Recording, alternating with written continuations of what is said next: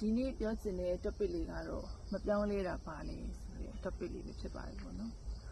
မပြောင်းလဲတာပါလေတဲ့လောကကြီးဆိုတာအမြဲတမ်းပြောင်းလဲနေပါတယ်တက်ရှိလည်းပြောင်းလဲနေသလိုတက်မဲ့လည်းပြောင်းလဲနေတတ်ပါတယ်အရာရာပြောင်းလဲနေတဲ့လောကကြီးထဲမှာမပြောင်းလဲတာတစ်ခုပဲရှိပါတယ်အဲ့ဒါကတော့ကိုပြုလှုပ်ထားတဲ့ကိုယ့်ရဲ့ကံတရားပါပဲကောင်းတာလုပ်ရင်ကောင်းတဲ့ကံတရားမကောင်းတာလုပ်ရင်မကောင်းတဲ့ကံတရားဒီကံတရားကဘယ်တော့မှပြောင်းလဲမသွားပါဘူးတကယ်ပါကျမတို့ကလေခါလေကြရင်လူတွေကဘာလို့တွေးကြလဲဆိုရင်အရာရာကမပြောင်းလဲပဲနဲ့အရာရာဆိုတဲ့အရာမှာတချို့တော့အကြောင်းအရာတွေကမပြောင်းလဲပဲနဲ့ရှိနေတယ်တည်ရှိနေတယ်တည်ရှိနေရလိမ့်မယ်လို့အတ္တဆန်စွာတွေးတတ်ကြတယ်ကျမတို့ရဲ့ရုပ်ဆင်းအင်္ဂါပဲဖြစ်စေပေါ့နော်ကျမတို့ရဲ့ရုပ်ဆင်းအင်္ဂါတွေကျန်းမာရေးတွေကျမတို့ရဲ့ကိုယ့်ကိုယ်ထင်တဲ့မာနတွေကိုဒီအတိုင်းအမြဲတမ်းရှိနေလိမ့်မယ်လို့ကျမတို့ရဲ့အတ္တကြောင့်တွေးတတ်ကြတာရှိတယ်တကယ်တမ်းကျတော့ပြောင်းလဲတတ်ပါတယ်အရာရာပြောင်းလဲနေပါတယ်ယာတိရုတွေလည်းပြောင်းလဲနေပါတယ်လောကကြီးရဲ့သဘောတဘာဝတွေအများကြီးပြောင်းလဲနေပါတယ်ဒါပေမဲ့မပြောင်းလဲတဲ့အကြောင်းအရာတစ်ခုပဲရှိတယ်ဒါကတော့ကျမတို့ရဲ့ပြုလုပ်ထားတဲ့ကံတွေပါပဲအဲ့တော့ကံဆိုတဲ့အရာမှာကျမတို့ကကံဆိုတာကလူတိုင်းနားလည်ထားတာကကံဆိုတာကအလုပ်ပါကောင်းတာလုပ်ရင်ကောင်းတဲ့ကံဖြစ်မယ်မကောင်းတာလုပ်ရင်မကောင်းတဲ့ကံဖြစ်မယ်ဒီနေရာမှာထပ်ပြီးတော့ထပ်ချက်ပြောရမယ်ဆိုရင်ကိုကကောင်းတာလုပ်ပါလျက်နဲ့ဘာလို့ကောင်းကျိုးမခံစားရတာလဲဒါကလည်းရှင်းပါတယ်ကိုယ့်ရဲ့အတိတ်ကသို့မဟုတ်ဒီလက်ရှိနေထိုင်နေတဲ့ကာလမှာပဲကြံခဲ့သောတစ်လလောက်ကကြံခဲ့သောတစ်ပတ်လောက်ကကြံခဲ့သောတစ်နှစ်လောက်ကကိုယ်လှုပ်ထားတဲ့မကောင်းတဲ့အလုပ်ပေါ်မှာကြောင့်ဒီအကြောင်းအရာပေါ်မှာထပ်ပြီးတော့မှဒါမကောင်းတဲ့အကျိုးတရားဖြစ်လာတယ်ဆိုတဲ့သဘောတရားပဲဖြစ်ပါတယ်ကျမက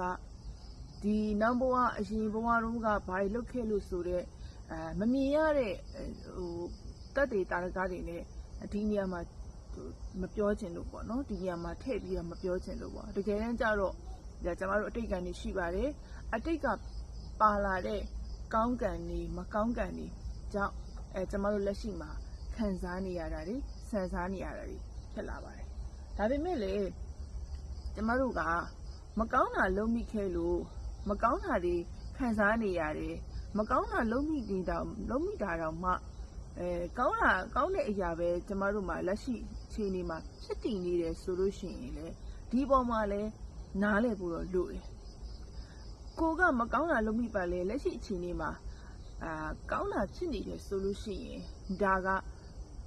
ကျမတို့ရဲ့ဒီအရင်တုန်းကလုပ်ခဲ့တဲ့ကောင်းကံရဲ့အရှိန်မပြီးသေးလို့မကုန်သေးလို့ကျမတို့အနေနဲ့ဒီကောင်းကံကိုခံစားနေရတာဖြစ်တယ်အဲ့တော့ဘယ်လိုပဲဖြစ်ဖြစ်မကောင်းတာကိုကျမတို့ကမလုံးမိဖို့ကောင်းတဲ့အရာတွေလုံးမိဖို့ဆိုတာကအမြဲတမ်းကိုကိုတွေးတောဆင်ခြင်နေရမယ်ဒါသဘောတရားဖြစ်တယ်ပေါ့နော်ဆိုတော့ပြောင်းလဲတဲ့ဆိုတဲ့အကြောင်းတရားမှာဒီပေါ်မှာဆိုလို့ရှိရင်ဒီလောကကြီးရဲ့သဘောတရားတွေကလည်းပြောင်းလဲနေတယ်သက်ရှိတွေကလည်းပြောင်းလဲနေတယ်ရာအားလုံးအကုန်လုံးပေါ့နော်ဒါပေမဲ့ကျမတို့ရဲ့ကံတွေကျမတို့စင်းရဲတာပဲဖြစ်စေချမ်းသာတာပဲဖြစ်စေကျမတို့အထီးကျန်တာပဲဖြစ်စေကျမတို့မိသားစုနဲ့တက်တက်ဝင်နေရတာပဲဖြစ်စေဘယ်လိုပဲဖြစ်ဖြစ်ဒါတွေကဒီသဘောတရားတွေမှာတော့ဒါကံတရားတွေကလို့ပဲဆိုလို့ရှိရင်ကျမတို့အကြောင်းတရားတွေကတော့ဒါဒီတိုင်းကိုတော့သူပြောင်းလဲနေတယ်ဒါပေမဲ့ကျမတို့ရဲ့လုံနေတဲ့ကံတရားကတော့ခုနလိုမျိုးစင်းရဲစီဖြစ်စေချမ်းသာသည်ဖြစ်စေနာသည်ဖြစ်စေကျမ်းမာသည်ဖြစ်စေဘယ်လိုပဲဖြစ်စေကျမတို့ကောင်းတာလုပ်ရင်ကောင်းတဲ့ကံသဘောတရားရမယ်မကောင်းတာလုပ်ရင်မကောင်းတဲ့အကံသဘောတရားရမယ်ဒီသဘောတရားကိုပြောချင်တာဖြစ်ပါတယ်အဲ့တော့လူတွေအနေနဲ့ကျမတို့ကဒီအလေးကတော့လူတိုင်းကမသိတာနားမလည်တာလို့တော့မဟုတ်ပါဘူးသို့ပေမဲ့လည်းကျမတို့မှာတဦးနဲ့တဦးပေါ့နော်ပြန်ပြီးတော့